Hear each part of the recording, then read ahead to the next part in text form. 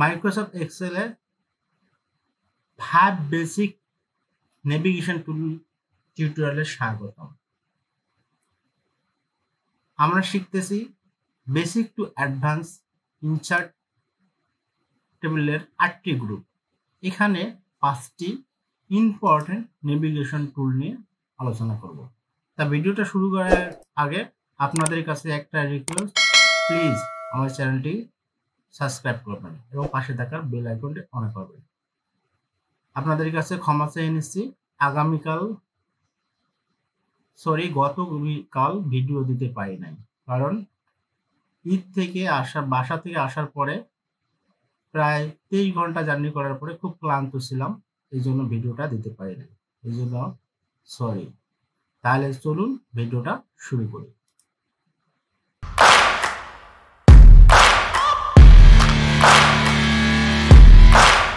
আচ্ছা, সর্বপ্রথম যে নেভিগেশন আমাদের প্রয়োজন সেটা হচ্ছে ফ্রিজ করা।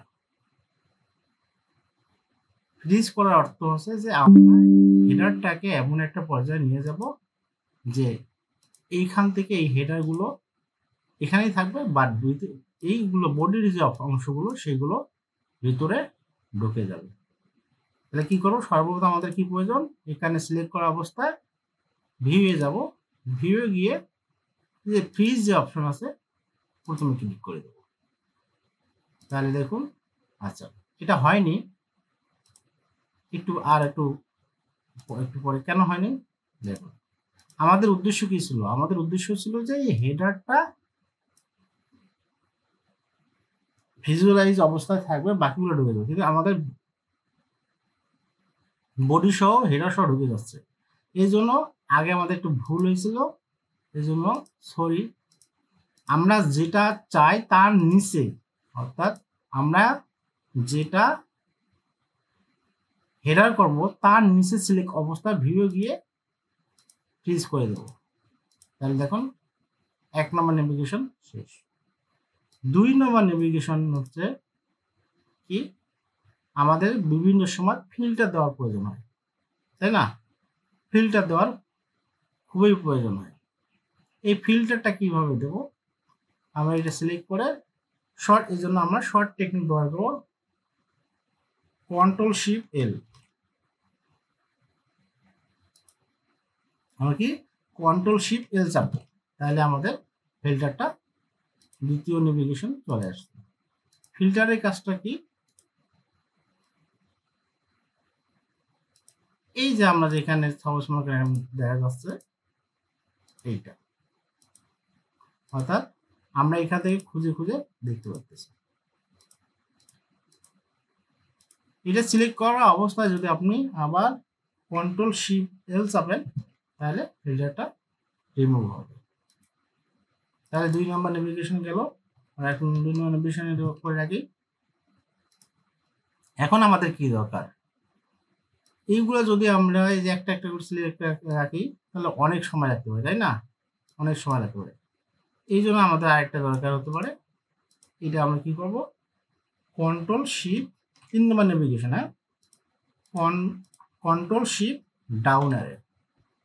তাহলে দিলে আমরা সর্বশেষ যে অবস্থা এক্সেল শিট আছে, অর্থাৎ ডাটা পর্যন্ত আছে, সেই জায়গা পর্যন্ত চলে আসবে।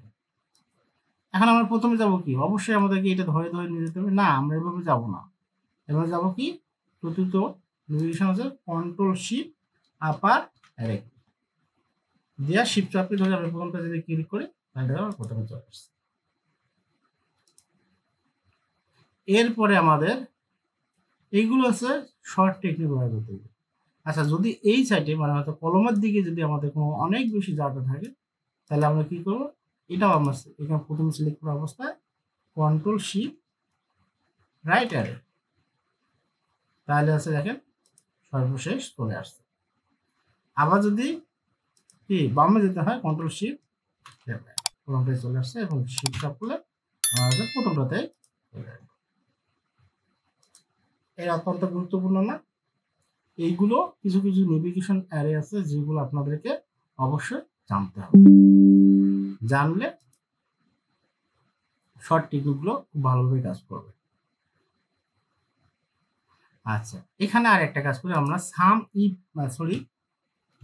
সাব টোটাল ব্যবহার করি, সাব টোটাল 9 ব্যবহার করি। তাহলে এখন দেখুন আমাদের ওই যে একটু আগে যে নোটিফিকেশন হলো কন্ট্রোল শিফট ডাউন এর শেষ পর্যন্ত আমাদের দরকার চলে আসছে, চলে আসছে। এই ক্ষেত্রে কিন্তু আমাদের ওই নেভিগেশন অ্যারেগুলো খুব পারফেক্টলি কাজ করতে হয়। তাহলে আমাদের কি করবো, এটা আমার দরকার আছে। যদি আমাদের দরকার হয় তাহলে আমরা এই যেহেতু এক ফর্মুলা তৈরি করেছি, এই ফর্মুলাটা আবার এখানে ক্লিক করে দেবো। আমাদের বারবার ফর্মুলা সেট করার প্রয়োজন হলো না। তা ভিডিওটা যদি ভালো লাগে তাহলে অবশ্যই লাইক কমেন্ট করে আপনাদের মতামত জানাবেন।